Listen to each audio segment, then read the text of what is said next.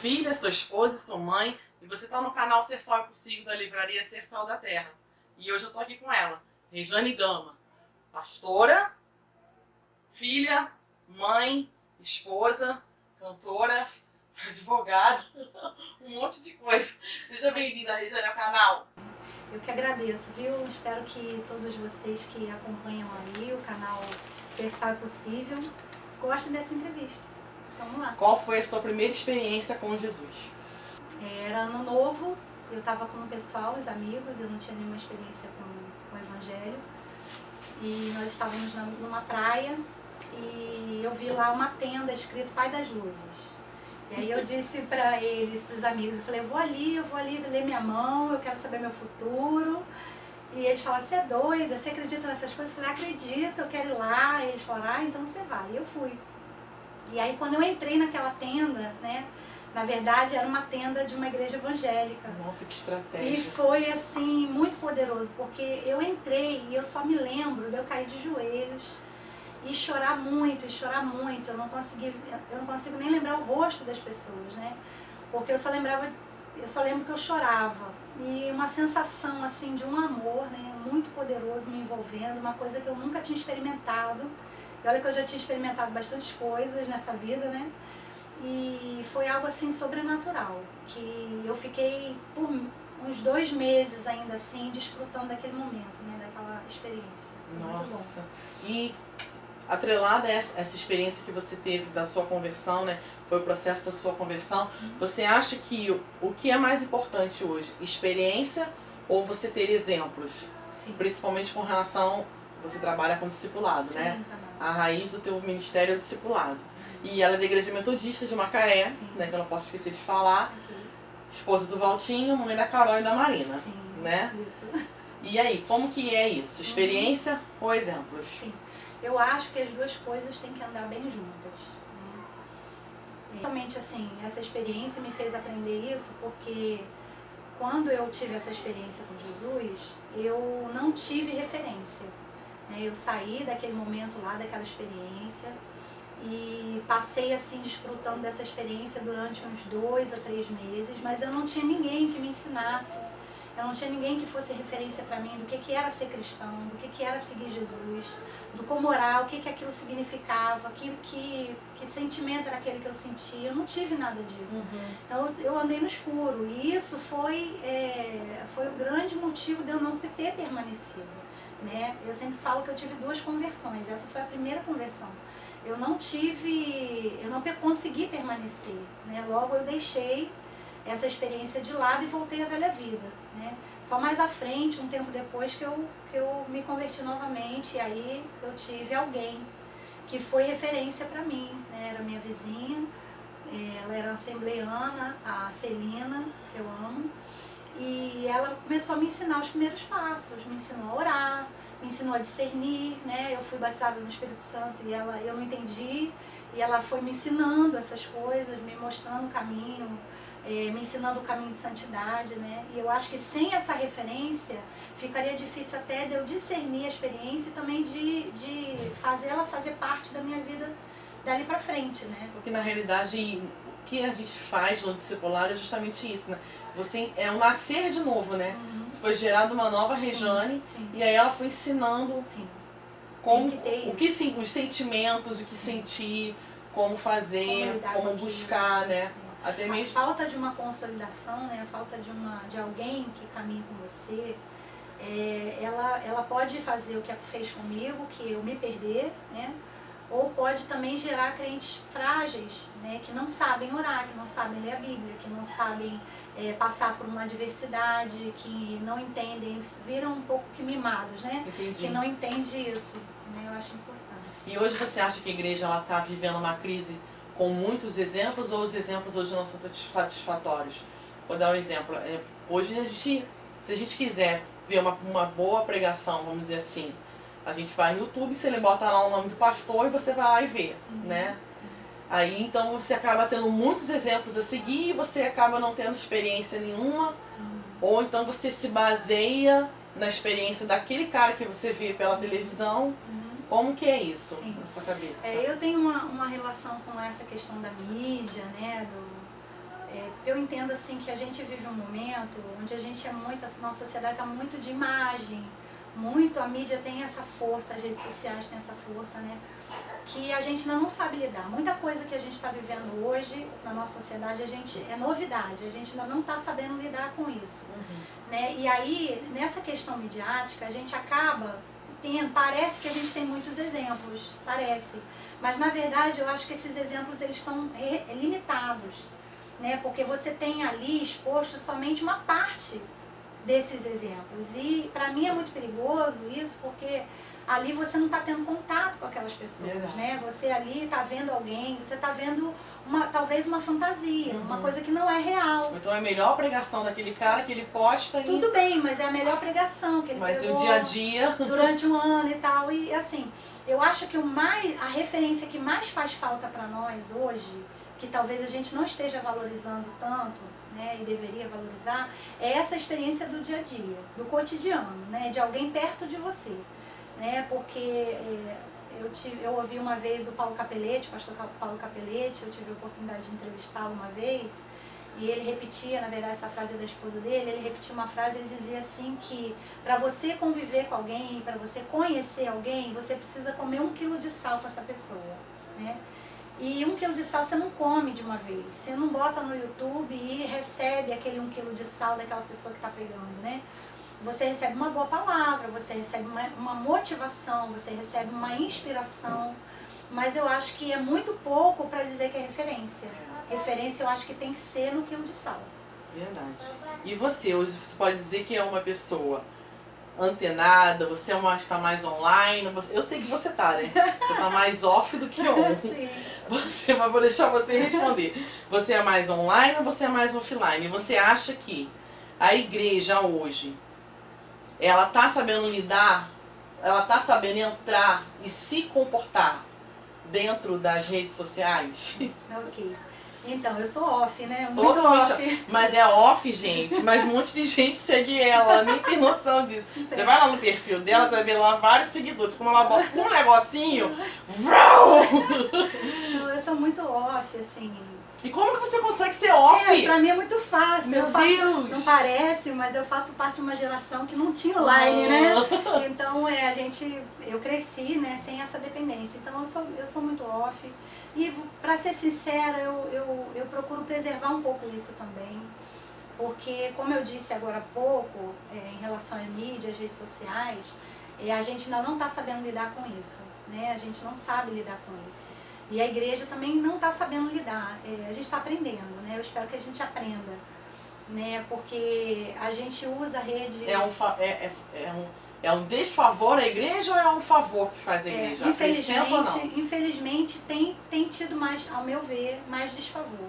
Mas isso não é culpa da rede. Isso é culpa da gente não saber lidar com ela ainda, né? Então a gente vê muitos cristãos postando opiniões sem saber da origem, compartilhando notícias compartilhando falsas, coisas, dando opiniões que você vai ver que ele copiou essa opinião sem refletir. Um momento que a gente está vivendo de pouca reflexão mesmo, né? A gente recebe e passa, recebe e passa. Isso é um pouco perigoso, né, para a igreja. Eu acho que torna a gente muito frágil. Tá. Mas a gente pode melhorar. Com certeza. Vamos ser sal. Vamos ser sal, gente. Vamos ser sal nas redes sociais, por favor. E falando um pouco de redes sociais, a gente está vendo muito está tendo-se muito uma discussão, né, com relação à ideologia de gênero, essas questões todas que estão se levantando da mídia, a reportagem da Veja, falando dos cristãos, enfim. Como que a Bíblia fala que nós somos embaixadores de Cristo? Embaixadores de Cristo para poder implementar o reino dele aqui na Terra. Como que nós vamos implementar o reino dele aqui na Terra, trazendo a justiça divina e aliando isso ao amor? Como ser justo? Como conciliar com amor? Como que a gente faz? Qual é a linha tênue nisso aí, né? Tá. Eu cito o apóstolo Paulo, né, em Coríntios 13, que ele diz assim: vos mostro um novo caminho, um caminho mais excelente. O amor é o caminho, né? E aí ele segue dizendo: sem esse amor, o resto não tem sentido, né? Então qualquer justiça humana divina, qualquer ação, qualquer posicionamento, qualquer ideologia, qualquer questionamento, se partindo de nós cristãos, se não estiver no caminho do amor, ele vai ser sino que retine, ele vai ser algo vazio, né? Eu sou uma pessoa assim muito crítica na minha formação, né? Eu fiz direito, depois da faculdade de teologia eu fiz também mestrado em ciência da religião. Nossa, e que máximo! sempre Não sabia provoca na gente uma visão mais crítica das coisas.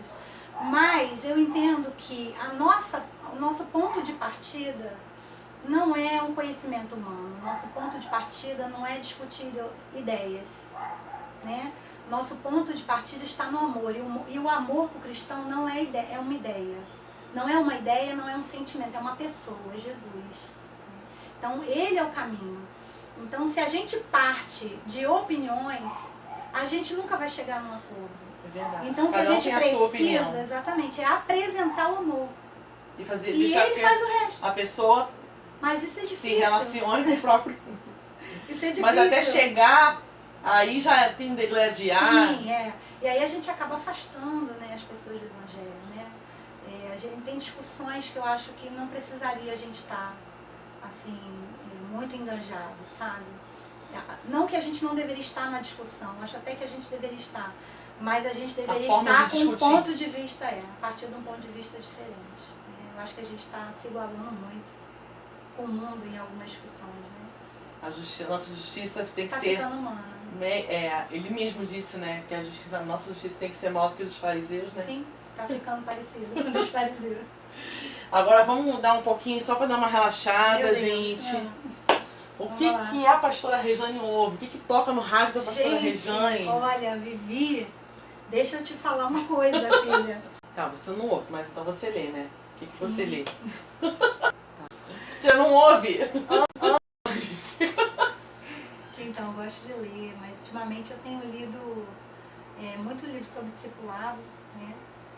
Um que eu li agora há poucos dias é aquele Discipulado Radical, aquele bem fininho, bem legal, muito legal. Mas tem um livro que eu estou lendo há algum tempo já, estou lendo ele devagarzinho, junto com outros, que eu achei bem interessante, se chama Proibida a Entrada de Pessoas Perfeitas. É um livro que fala sobre essa coisa de lidar com a imperfeição, né? Como que gerar santidade no meio dessa imperfeição humana, né? Bem legal, bem interessante. Se você fosse mandar um recado agora para 2 grupos de pessoas. Primeiro são os desigrejados, que muitas pessoas se intitulam hoje como desigrejados, e aquele cara, aquela pessoa que tipo se desviou e tipo tá sem força para voltar. O que você falaria? Os desigrejados é um movimento forte, né, nesse momento que a gente está vivendo, que eu acho que foge um pouco do que a palavra fala sobre corpo, né? Eu entendo que há muita decepção com as instituições, né? Mas as instituições fazem parte da nossa humanidade. A instituição é falha porque o ser humano é falho.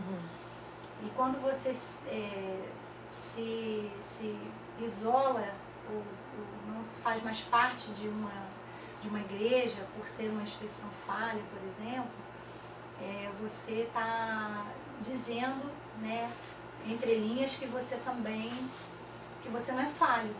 Isso não é uma verdade, né? É mesmo. Então é complicado isso. Você se coloca numa posição de perfeito julgador daquela instituição. Então, aí você acaba criando, de certa forma, a tua instituição, ainda que seja informal, mas você cria, né? Então eu acho que esse não é o caminho. O caminho é a gente estar junto para vencer junto. Né? E para os desviados que não têm força, infelizmente a igreja precisa se preocupar com isso.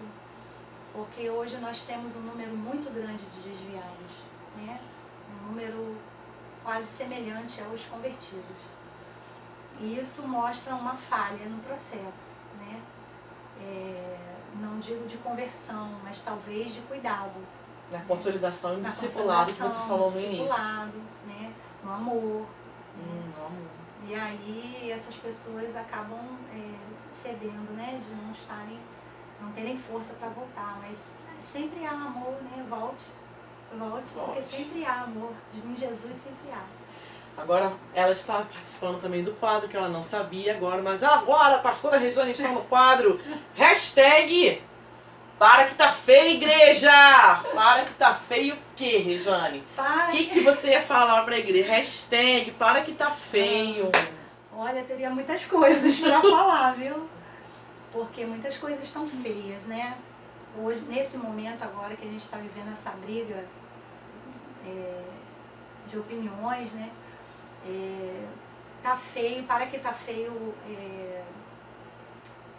maltratar o irmão, né? Falar de forma agressiva, né? Mas eu acho que eu vou ficar com uma outra opção. Pode fazer. Que para que tá feio.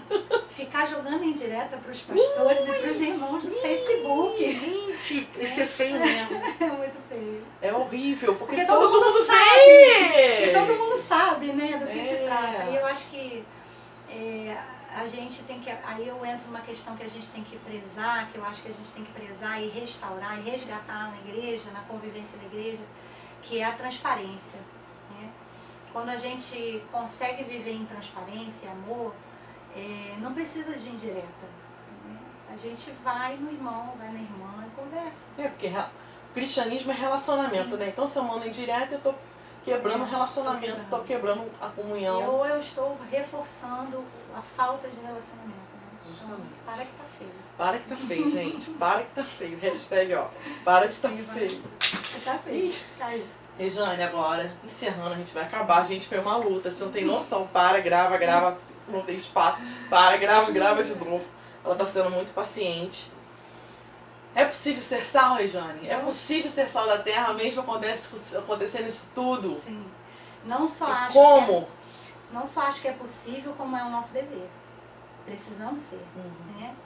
E o chamado para ser sal e luz na terra é um chamado possível para qualquer geração, para qualquer idade, para qualquer condição financeira, para qualquer circunstância, né? Ele não está atrelado às circunstâncias, né? A gente precisa ser sal, em qualquer circunstância. Foi um prazer, foi um prazer. Gente, eu amo essa mulher, gente, eu amo. Muitas experiências, eu aprendi muito de Deus com ela. E ela, de certa forma, ela acabou me discipulando também, minha discipuladora, né? E assim, eu tenho muita coisa que eu vivo hoje da parte de Deus, até vou compartilhar um dia com vocês. Com relação ao meu caderno de devocionais, foi ela que me ensinou. Tem frases que eu gravo até hoje, dela falando: Deus trata a gente como se fosse uma cebola, é camada por camada. Você é velha. Você é velha. Dela falando com a filha dela: ser cristão é arriscado, um exemplo para a nossa nação. Poxa, privilégio. Você não foi à toa que você foi a primeira pessoa que eu escolhi. Eu vou chorar aqui, gente. Mas assim, eu sou muito grata a você. Eu sei que Deus tem muitas coisas para você ainda vivenciar no seu ministério. E assim, as pessoas, creia nisso que eu estou te falando. As pessoas olham para você e veem você como um exemplo de é possível ser sal. Obrigada, amiga. Você me inspira. Ela que inspira a gente, sabe de nada. Um monte de seguidor, é offline, tadinha. Mas fica assim mesmo com a vaidade não entrar em você, gente. E é isso aí, gente. A gente vai falar junto aqui agora. É possível? É possível ser sal. Fica aí com a gente. Se você gostou desse vídeo, compartilha. Marca os seus amigos, tá? Dá um joinha aí. Entra lá na página nossa no Facebook. Livraria Ser Sal da Terra é Possível. A gente está localizado na rua Otávio Tarquino, número 178, Nova Iguaçu. Agora a gente também está no site também, www.sersaldaterra.com.br.